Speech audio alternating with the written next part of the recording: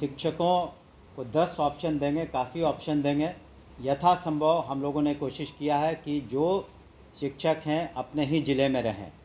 पहली बात तो ये है कि अपने ही ज़िले में रहें ताकि उनको सुविधा हो अपने ही ज़िले में। अगर किसी को असाध्य रोग हो या गंभीर बीमारी हो या फिर दिव्यांगता के कारण या फिर मानसिक कोई समस्या हो, तो इन सबों को हम लोग काफ़ी उच्च प्राथमिकता देंगे।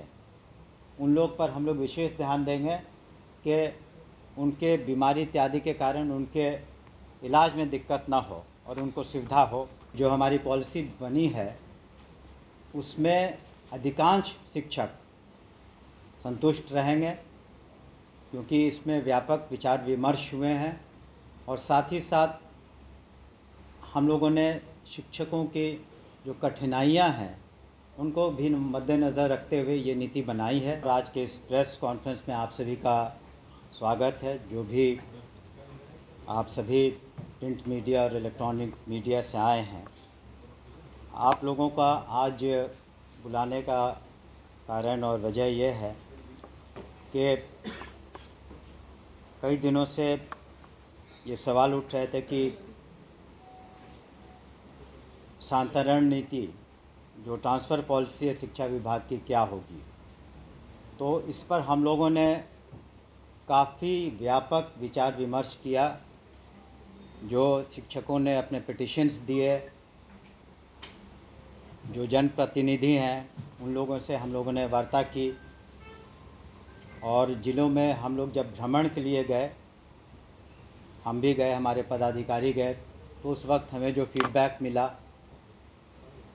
तो कुल मिलाकर के हम लोगों ने उसके बाद एक पॉलिसी बनाई और पॉलिसी को यथासंभव हम लोगों ने बहुत ही उदार रखने का काम किया है, ताकि जो भी शिक्षक हैं हमारे, उन्हें कम से कम कठिनाइयों का सामना करना पड़े और जो भी पॉलिसी बनती है उससे सरकार का मत है, हमारे माननीय मुख्यमंत्री नीतीश कुमार जी का मत है कि इस पॉलिसी में अधिक से अधिक लोग संतुष्ट रहें। और हम समझते हैं कि जो हमारी पॉलिसी बनी है उसमें अधिकांश शिक्षक संतुष्ट रहेंगे, क्योंकि इसमें व्यापक विचार विमर्श हुए हैं और साथ ही साथ हम लोगों ने शिक्षकों की जो कठिनाइयां हैं उनको भी मद्देनज़र रखते हुए ये नीति बनाई है। और इस नीति में हम लोगों ने ध्यान दिया है कि न सिर्फ जो सक्षमता जिन लोगों ने पास किया है 1,87,000 से ज़्यादा, या बीपीएससी के थ्रू जो लोगों ने परीक्षाएं पास की हैं और जो ज्वाइनिंग किया है 2.25 लाख से ज़्यादा, या कुछ और लोग हैं जो पुराने शिक्षक हैं 1995 के कमीशन पर, तो सभी लोग अपना इसमें पिटिशन्स दे सकते हैं। एक समय सीमा हम लोग निर्धारित करेंगे और एजुकेशन डिपार्टमेंट के पोर्टल पर उसको अपलोड करेंगे और हम लोग उसमें उन लोगों को 10 ऑप्शन देंगे। शिक्षकों को 10 ऑप्शन देंगे, काफ़ी ऑप्शन देंगे। 1 2 3 4 5 6 7 8 9 10 ऑप्शंस रहेंगे उनके पास और यथासंभव हम लोगों ने कोशिश किया है कि जो शिक्षक हैं अपने ही ज़िले में रहें। पहली बात तो ये है कि अपने ही ज़िले में रहें ताकि उनको सुविधा हो अपने ही ज़िले में। और बीपीएससी के भी जो पास कर चुके हैं या सक्षमता, वो भी इसके हकदार रहेंगे, या पुराने जो शिक्षक हैं। तो जो हम लोगों ने नीति बनाई है उसकी प्रतिलिपि भी आपको हम देंगे, उसमें व्यापक सब कुछ लिखा हुआ है। लेकिन हम लोगों ने यह ध्यान रखा है सबसे पहले कि अगर किसी को असाध्य रोग हो या गंभीर बीमारी हो या फिर दिव्यांगता के कारण या फिर मानसिक कोई समस्या हो, तो इन सबों को हम लोग काफ़ी उच्च प्राथमिकता देंगे। उन लोग पर हम लोग विशेष ध्यान देंगे कि उनके बीमारी इत्यादि के कारण उनके इलाज में दिक्कत ना हो और उनको सुविधा हो। ये हमने पहले भी ये बात रखी थी। और उसके अलावे जो वैसी महिलाएं हैं जो विडोज़ हैं या किसी कारणवश सिंगल हैं, तो उन लोगों के बारे में भी हम लोगों ने विशेष ध्यान रखा है। और महिलाओं का जहाँ तक प्रश्न है, गृह पंचायत से हट के पुरुषों को अनुमंडल से उसी ज़िले में बाहर रख करके हम लोगों ने ये नीति बनाई है। और जो एक बार जब पोर्टल पर ये लोग अपना एप्लीकेशन अपलोड कर देंगे तो उसको हम लोग निर्णय लेंगे उस पर। लेकिन इनकी ज्वाइनिंग हम लोग दिसंबर माह में कराएंगे ताकि छुट्टियों के वक्त, ताकि अभी जो पढ़ाई सुचारू रूप से चल रही है किसी तरह से डिसरप्ट नहीं हो, उसमें किसी तरह का व्यवधान उत्पन्न नहीं हो। हम माननीय मुख्यमंत्री नीतीश कुमार जी को भी धन्यवाद देना चाहेंगे कि उनके दिशा निर्देश में जो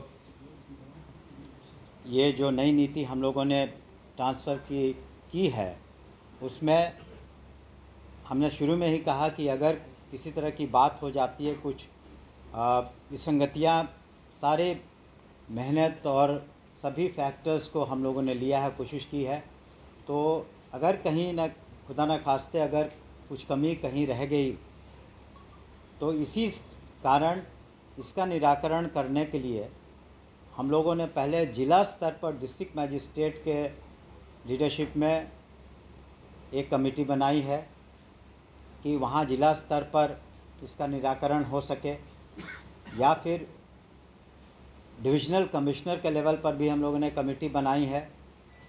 और विभाग का तो अधिकार रहेगा ही हस्तक्षेप करने का।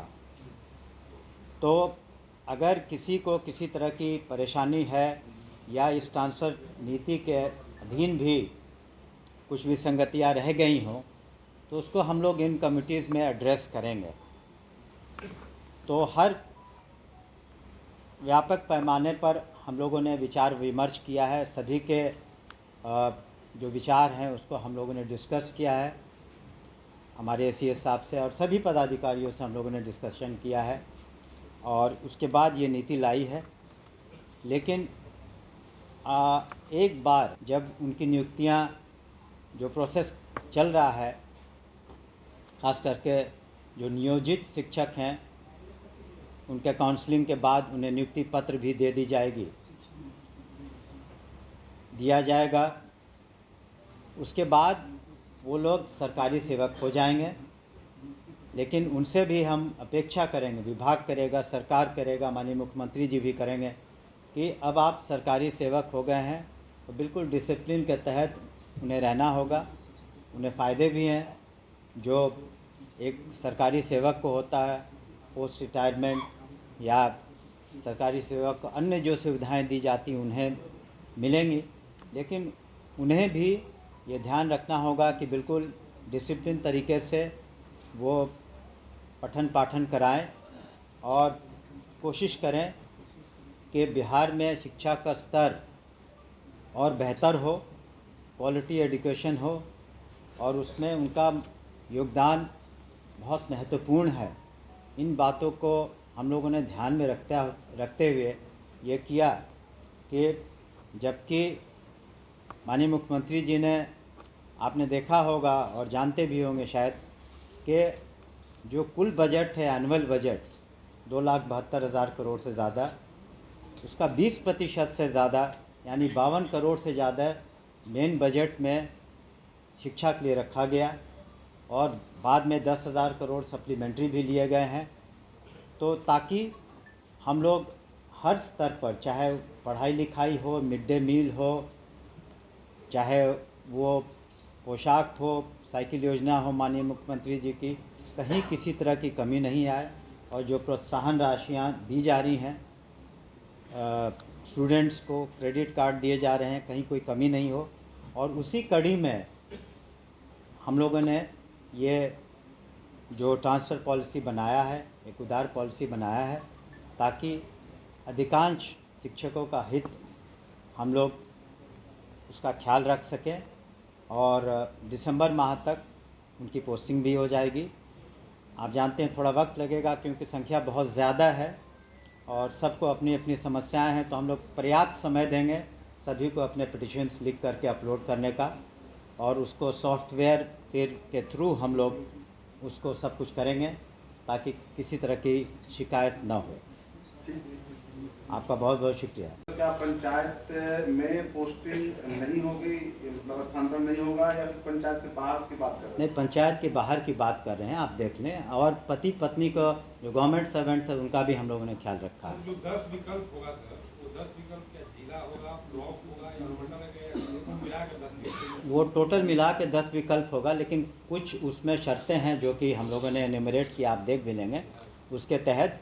लेकिन हम समझते हैं कि 10 विकल्प काफ़ी होता है और उसमें अधिकांश लोगों को निश्चित रूप से हम लोग सेटिस्फाई कर पाएंगे।